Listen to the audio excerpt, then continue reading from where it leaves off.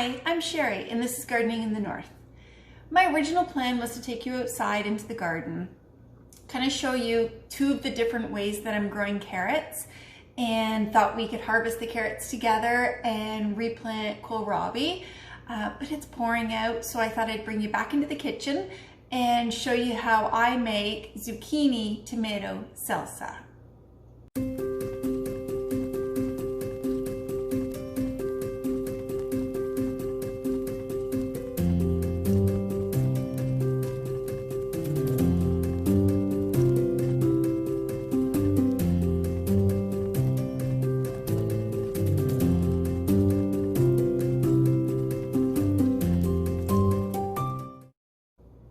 I don't know if your garden produces the way mine does, but my zucchini every year produce the best of everything in my garden. And so I remember a couple years ago, I think I might have had 4 plants, didn't really know how well they were going to do, planted the 4 plants, and I got so many zucchini that covered my counter. I was trying to give them away. People who I would normally give things to were telling me, no, we don't want any more zucchini.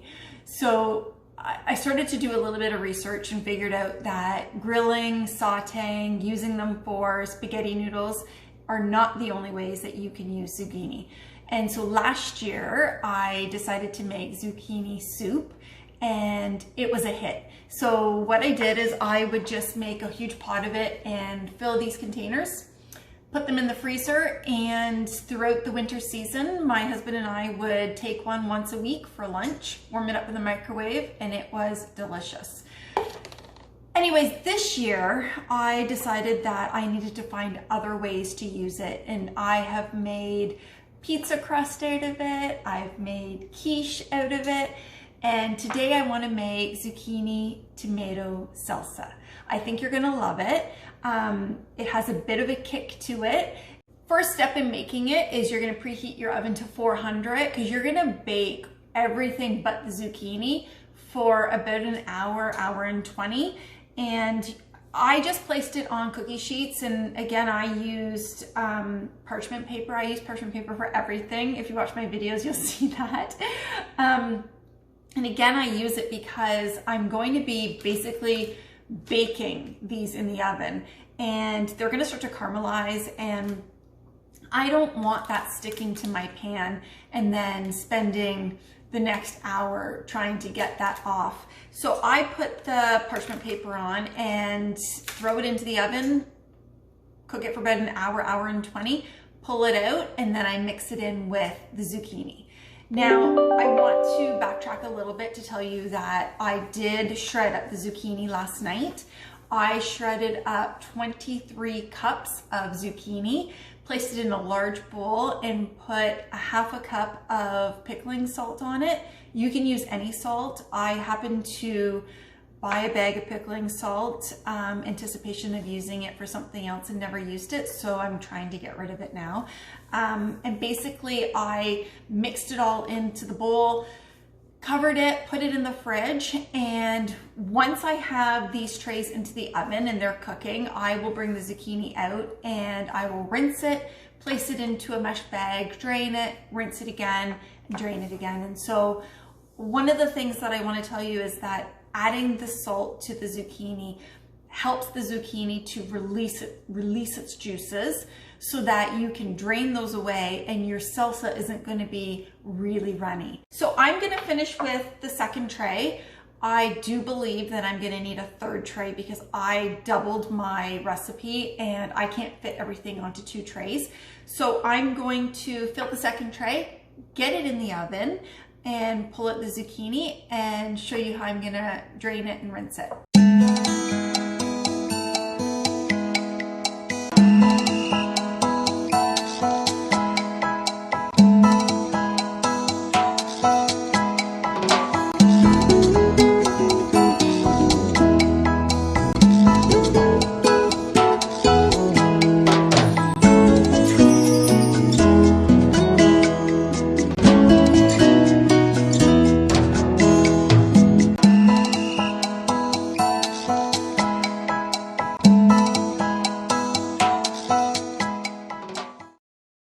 I'm cutting up all of the other vegetables that I need to put onto the third tray. And I cut into one of my old Germans, and I wanted to show you how cool it looks.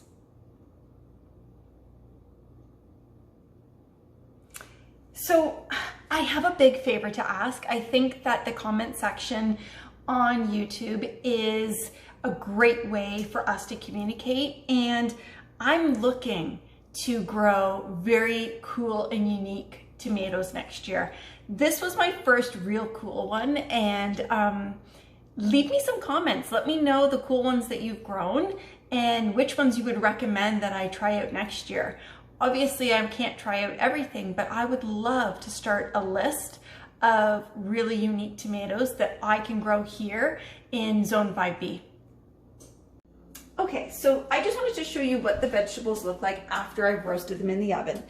And again, it was at 400 for about an hour and 20 minutes. I'm gonna put everything as is right into the Hamilton Beach oven roaster. And I got this at a garage sale for $20. So I wouldn't suggest you go out and buy something like this. I would suggest that you go to your local thrift store or garage sale and start hunting for one instead, because great deal. So I just want you to come over here first before I throw that in there. I want to show you all the liquid. So zucchini is such a wet vegetable. And what I bought, which is really cool, I got these at No Frills. And I think they were, I want to say $4.29 or $4.79. And I got 3 of them.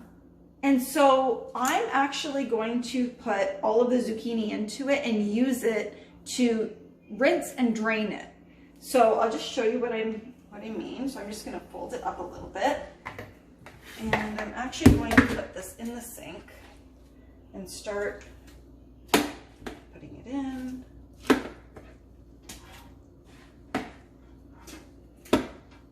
Okay, and so I'll show you. You can already see the liquid dripping out. And so I'm actually going to turn on the water. And I'm just going to rinse it all.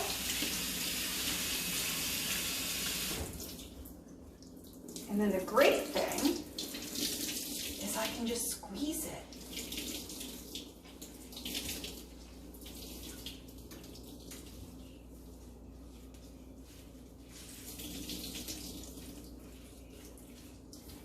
And then I can throw this right in with the vegetables. So I put all of the vegetables from the oven into the oven roaster, and along with the zucchini. I've also added in some spices. So we added in some cumin, some coriander, some garlic powder, some dry mustard. I also did a little bit of paprika, some sugar, some vinegar, and a lemon juice. And so I will put the whole recipe down below in the description notes. And so now what I'm gonna do is blend this up with my immersion blender, but I'm gonna make sure that I don't puree it because we like it when it's chunky. So, and I'll just show you what I mean.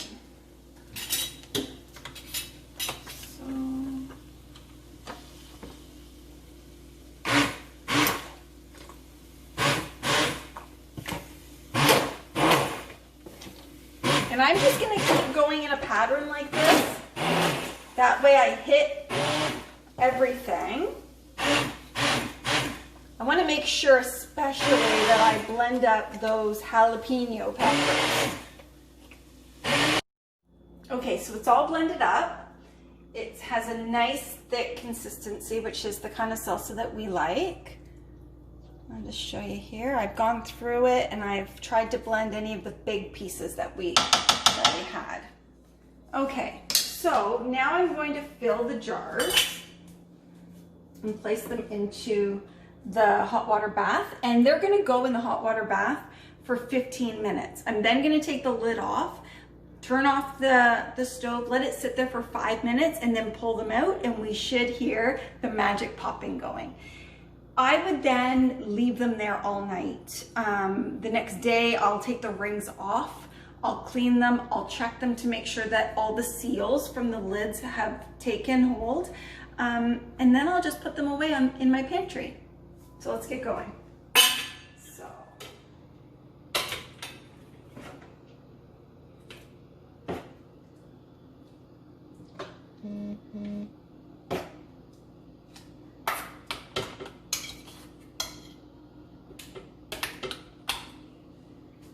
Okay.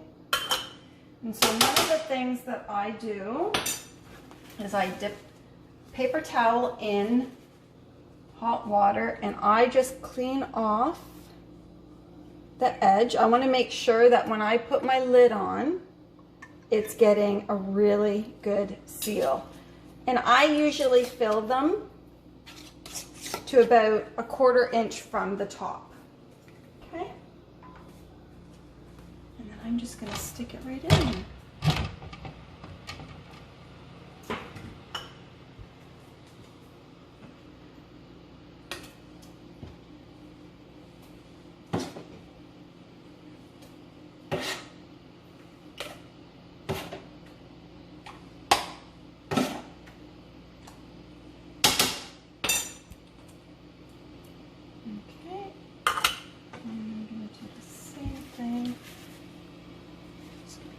Edge. We want to always make sure we do this so that the lid sticks.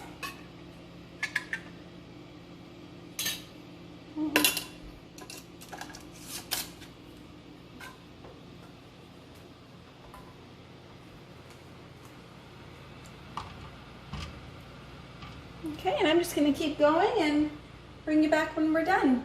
So it's all done. We have 8 jars here that I've already placed into the water bath for about 15 minutes, and then with the lid off, they sat in there for 5 minutes. I just pulled them out and I put another 3 into the water bath. So in total, we have 11 pint jars from the recipe. Thanks for sharing your time with me.